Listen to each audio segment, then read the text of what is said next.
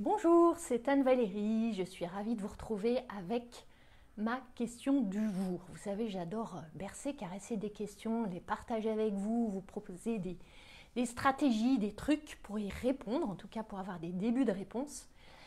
Et ma question du jour, c'est est-ce la peur ou l'intuition qui vous parle?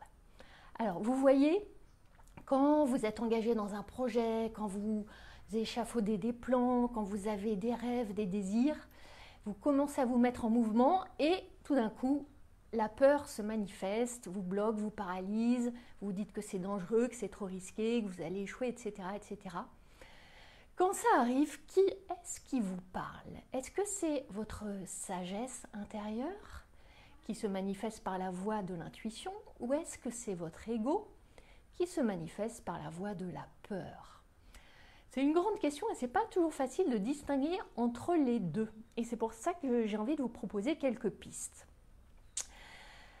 La voie de l'ego, elle se manifeste donc par la peur, l'angoisse, l'anxiété et des messages intérieurs du style t'es pas à la hauteur, tu vas pas y arriver, tu vas échouer, c'est trop risqué, t'as pas les ressources, etc., etc. C'est une voix qui est très désagréable, qui vous met sous tension, qui crée en vous, d'ailleurs émotionnellement et physiquement, des manifestations très désagréables.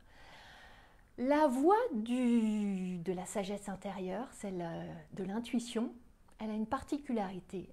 Elle est portée par l'amour. Elle veut vraiment votre bien, elle veut votre croissance, votre évolution, votre développement. Elle veut que vous alliez vers vos aspirations, vers vos rêves.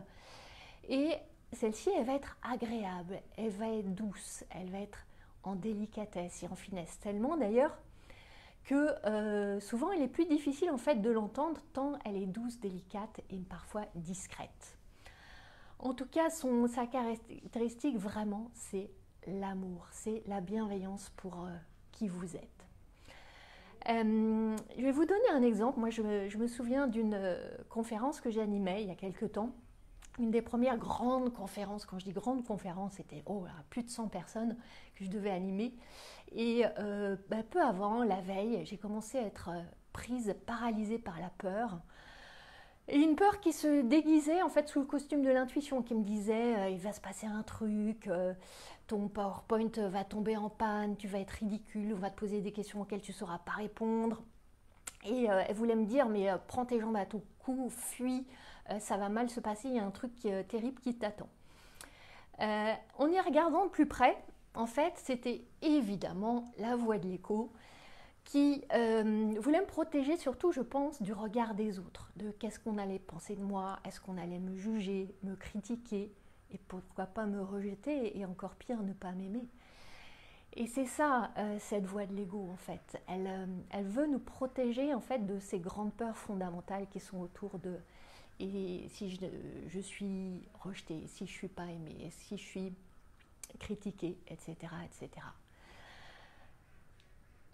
La voix de cette sagesse intérieure qui veut vous guider par l'intuition, elle va souvent en fait vous donner des voies de contournement. Elle va être très tendre avec vous et elle va faire arriver dans votre vie des choses telles que souvent vous ne verrez même pas que c'est elle qui a agi en coulisses. Ça va être par exemple ces embouteillages dans lesquels vous allez être empêtré, qui va vous empêcher d'aller à un rendez-vous. Il s'avère que ce rendez-vous, si vous y aviez été, mais vous ne le saurez pas parce que vous n'irez pas, aurait été calamiteux avec quelqu'un de désagréable, vous auriez perdu votre temps, peut-être qu'il y aurait eu une tension dans la relation, etc. Et votre guidance intérieure vous a simplement évité cette situation-là en vous mettant dans un embouteillage pour vous faire échapper à ce rendez-vous.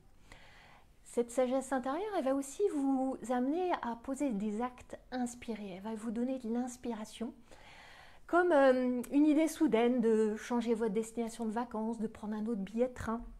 Et comme ça, là aussi, sans doute, vous ne le saurez même pas que vous avez échappé à une destination de vacances qui ne vous aurait pas du tout convenu, où il y aurait eu un monde fou, la météo aurait été catastrophique, ou un train qui aurait eu 3 heures de retard.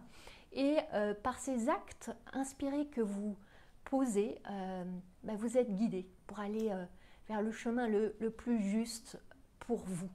sans même que vous en ayez conscience. Elle agit vraiment au niveau inconscient et c'est ça qui est magique et qui est peut-être un peu ingrat parce que souvent, justement, par définition, on n'en a pas conscience. Cette voix, elle est sereine, elle est tranquille, elle n'a pas du tout le vacarme, le tintamarre de la voix de l'ego qui agite cet immense drapeau rouge de la peur pour vous faire fuir et échapper à vos rêves.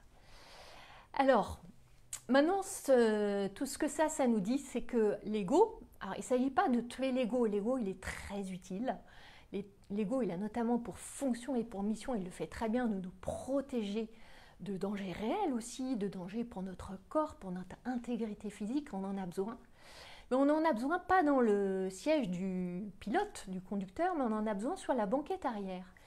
Et votre mission, si vous l'acceptez, et notamment pendant cet été, parce que c'est peut-être une période plus propice et facile, c'est d'inviter l'ego à aller sur la banquette arrière, sur la banquette du passager derrière. Et vous voyez, c'est comme les enfants en voyage qui parfois commencent à s'agiter, à s'énerver, à crier.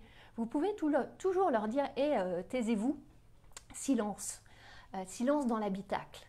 C'est vous qui êtes aux commandes, c'est vous qui êtes là avec votre intuition, avec votre merveilleuse guidance intérieure. Et l'ego, sa place, c'est derrière. Vous pouvez l'écouter, mais vous pouvez aussi lui dire de se taire. Ça, c'est vous qui avez le pouvoir là-dessus. Voilà, donc je vous invite vraiment à profiter de cette période estivale pour réviser qui est aux commandes dans votre véhicule et qui est sur la banquette arrière.